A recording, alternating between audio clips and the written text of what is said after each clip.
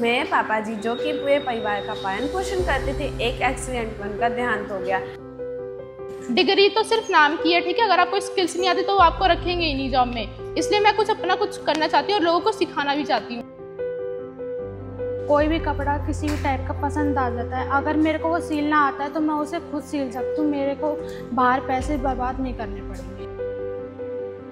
आजकल के टाइम में सबको अपने इंडिपेंडेंट होना ज़रूरी है।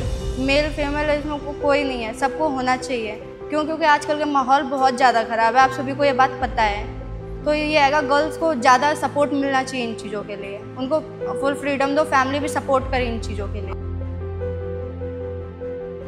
लड़कियों का काम है उनकी शादी कर दो, उनको घर बसाने की, उनको अपने बच्चे पालने की। ये जितनी भी लड़कियां हैं या जितनी भी फीमेल हैं वो अपने पैरों पर खड़ी हों, वो खुद से कमाएं। वो एटलीस्ट ये तो कह पाएं कि भाई हम किसी के आश्रय नहीं है, हम खुद से कर रहे हैं।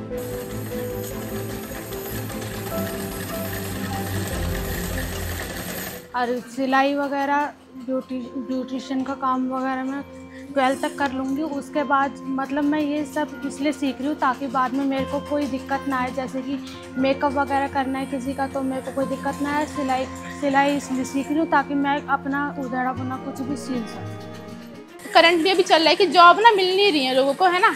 वो अपना खुद कुछ खोलना चाहते हैं, तो इसलिए उनके लिए बेटर ऑप्शन रहेगा अगर वो कुछ सीख ले, उनके पास स्किल्स हों। बिकॉज ये स्किल्स का ही चल रहा है आजकल। वुमेन्स की लाइफ तो बचपन से ही स्ट्रगल है ना। भेदभाव भी किया जाता है। वैसे मेरी फैमिली में ऐसा कुछ है नहीं, बट जैसे मैं लोगों को देखती हूँ अपने आसपास, तो वो ना हमेशा एक गर्ल्स को ना एक घर में ही रखना चाहते हैं। वो उनको बाहर निकालना नहीं चाहते हैं। बिकॉज अगर वो बाहर निकालेंगे तो फिर वो उनके बारे में भी बोलेंगे कि, है ना। तो वो चाहते हैं कि उनका जो मैन से एक ईगो आता है ना, वो उनके सामने आ जाता है, फिर वो करना नहीं चाहते हैं ऐसा। जो आपकी एज है ना, एज मैटर नहीं करती, आपकी एक जिद मैटर करती है कि आप आगे क्या करना चाहते हो। अगर आपने अभी स्टार्ट नहीं किया ना, आप बाद में कुछ कर नहीं पाओगे, आपको बाद में रिग्रेट फील होगा। आप अभी करो जो है। देखो, ना ही आपके पास पहले टाइम था, ना ही आपके पास आने वाले समय में टाइम होगा। जो टाइम है, अभी स्टार्ट कीजिए, तभी आप कुछ कर पाएंगे आगे।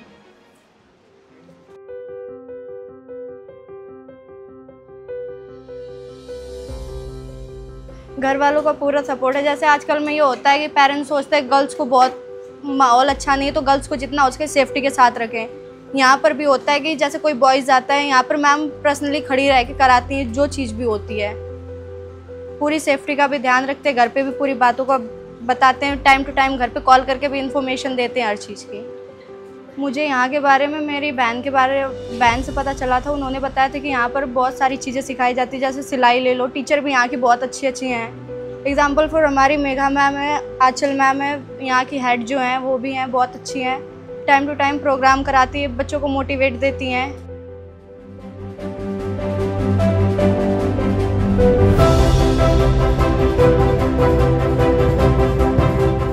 अभी तो हमारा खर्चा जैसे तैसे दादाजी उठा रहे हैं, और देखकर हम अपने पैरों पर खड़ा होना चाहते हैं। और मेरी मदद सविता मैम ने की। यहाँ के बारे में मुझे मेरी दीदी से पता चला, जिसके बाद मैंने यहाँ के सविता मैम से बात की। सविता मैम ने बताया हमारे एनजीओ में उन बच्चे जिनके माता या पिता का देहांत हो गया और जो आर्थिक रूप से कमज़ोर या फीस देने में असमर्थ हैं, उन्हें सारे कोर्स फ्री में करवाए जाते हैं। मेरा हाल ही में क्या कहते हैं कॉलेज का जो लास्ट ईयर का पेपर छूट गया था, क्योंकि मेरे फादर का एक्सपायर हो गए थे। इस वजह से 1 साल मेरा बर्बाद हो गया था। इस वजह से मैं इस पोस्टर को देख के आई थी और इस बारे में मुझे बताया गया था। इधर मेरी भाभी ने मदद किया था, उन्होंने बताया था कि इधर फ्री में कराया जाता है। मेरा नाम सविता है और मैं फौजी साहब की बेटी हूँ। अभी तो ये मम्मी के जाने के बाद उनके नाम से ये एनजीओ स्थापित किया पापा ने, इसको रजिस्टर्ड कराया। बस तब से मैं इसी चीज़ को संभाल रही हूँ, इसी चीज़ को मैनेज कर रही हूँ। ये गुण उनके अंदर थे कि वो भी समाज के लिए काम करें, तो जैसा भी उनसे हो पाता था वो ये चीज़ें करती थी, जिनकी जितनी हेल्प हो जाए उतना करती थी। लेकिन जब कोरोना आया तो उस टाइम में क्या था कि हमारा जो आसपास का जो भी एरिया है ज़्यादातर मजदूर वर्ग है, मजदूर वर्ग उस टाइम ये हो गया था कि भाई सारे सबके काम बंद हो गए थे, किसी को कुछ कमाना और खाना ये बड़ी समस्या हो गई थी। तो मम्मी और पापा ने देखा कि बच्चे घर में भूखे बैठे हुए हैं। बहुत से लोग आते थे हमारे पास, मम्मी के पास, जैसे सबको पता था कि बहुत ही परोपकारी हैं मदद करने में, हर चीज़ में। तो जैसे लोग आते थे मम्मी के पास, तो मम्मी को और पापा ने एक सलाह की कि भाई जो भी उनकी पेंशन आती है उसमें से जितना भी हम कर सकें, क्योंकि अपना घर भी उनको चलाना होता था उसी पेंशन से, और जितनी लोगों की मदद कर सकें। धीरे उन्होंने कुछ पैसों से मदद की, कुछ चीज़ें दे के मदद की। मैं अंशुल राणा अपना कादीपुर से बिलोंग करता हूँ, अपने इसी क्षेत्र से। देखिए हमारी सोच ये है, हम अपने ये मानते हैं कि हम हर वर्ग को अपने साथ लेके चलना चाहते हैं। हमारे इस एरिया में सबसे बड़ी समस्या क्या है, आप देखेंगे हमारे एनजीओ में ज़्यादा मात्रा में लड़कियां हैं, और हमारे कैप्टन सर का भी यही था कि लड़कियों को मजबूत बनाना है, आत्मनिर्भर बनाना है। आपने देखा होगा आजकल लड़कियों को कोई मतलब उनको एजुकेशन को लेके 8वीं 8 पास हुई, 10th पास हुई, इनकी शादी कर दो। सिर्फ ये होता है कि उनके अपने एक मॉरल ड्यूटी होती है, उन्होंने अपनी पूरी कर दी भी, ठीक है बच्चों को लड़की या लड़की की शादी कर दी। लेकिन आज हम ये देख के कि भाई हमें ये खुशी होती है कि लड़कियों को भी ज़रूरत है, उनको शिक्षित करना, उनको शिक्षित होना बहुत ज़रूरी है।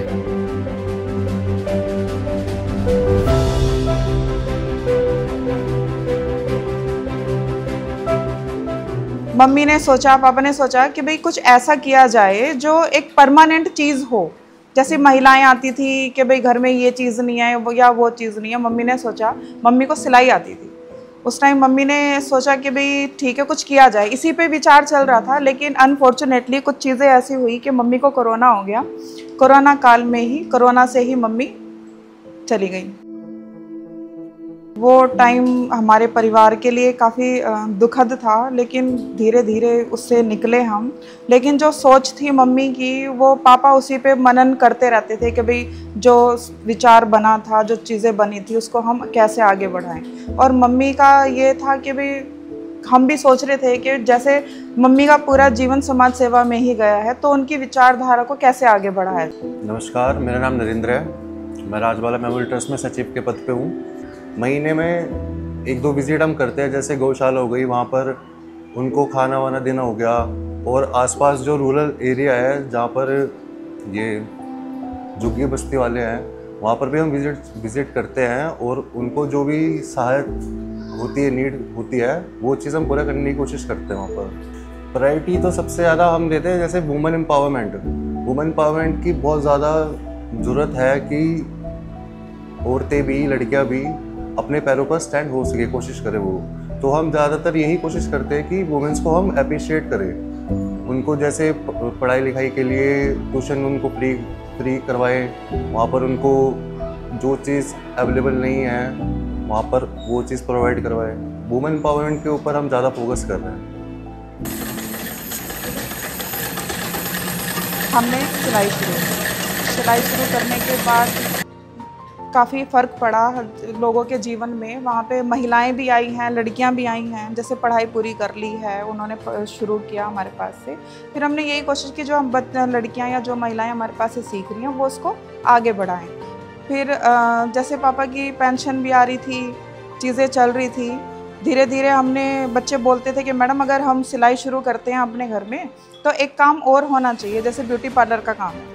घर में अगर किसी महिला ने खोला है, किसी लड़की ने खोला है, तो साथ में ब्यूटी पार्लर का भी हमें ज़रूरत महसूस हुई। धीरे धीरे करके हम कुछ सामान खरीद के लेके आए, ब्यूटी पार्लर का भी काम हमने शुरू कर दिया। तो जैसे हमारे 1 साल का जो हमारा कोर्स होता है, 1 साल बाद हमें अगले साल पता लगा कि भाई ठीक है ये चीज़ें शुरू हो गई हैं, अच्छी चल रही हैं, ठीक है, कमाना भी शुरू कर दिया।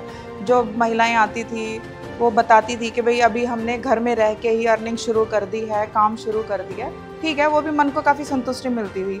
अब उनके बच्चे भी आते थे, अब बच्चों के लिए क्या, अब कहीं और भेजें, उनके पास इतने पैसे नहीं होते थे। समस्या ये भी आती थी कि भाई कोरोना काल में पूरे ही विश्व में ऐसी महामारी या ऐसी चीज़ें फैल गई थी कि अर्निंग खत्म हो गई थी लोगों की।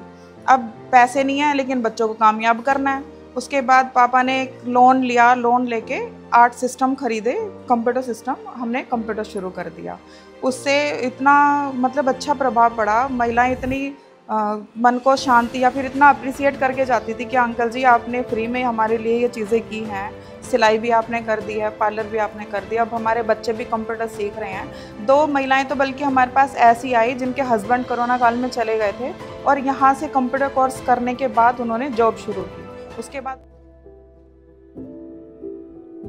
जो भी जैसे पापा के दोस्त हैं या जिनको भी पता लगता है कि भाई यहाँ पे ये चीज़ें हो रही हैं, तो मोरली सपोर्ट सब करते हैं कि हाँ ये होना चाहिए। इवन आपको तो यहाँ पे आप ही एक ही ब्रांच खोल रहे हैं, आसपास की जो कॉलोनियाँ हैं जहाँ तक बच्चे नहीं आ पाते हैं तो वहाँ पर आपको करना चाहिए, पर सारी चीज़ें फाइनेंशियली आके रुक जाती हैं। सबको एक साथ मिलकर काम करना चाहिए। यहाँ पर ये बहुत है कि सब अपने में ही लगे रहते हैं, कोई मतलब जल्दी से आता नहीं है सहायता करने के लिए, सब अपने ही काम पर बिजी रहता है। तो एक ये चैलेंज ही रहता है कि मिलकर किसी चीज़ को बढ़ाए, तो ये चीज़ चैलेंज रहता है कि इसको आगे कैसे बढ़ाएं।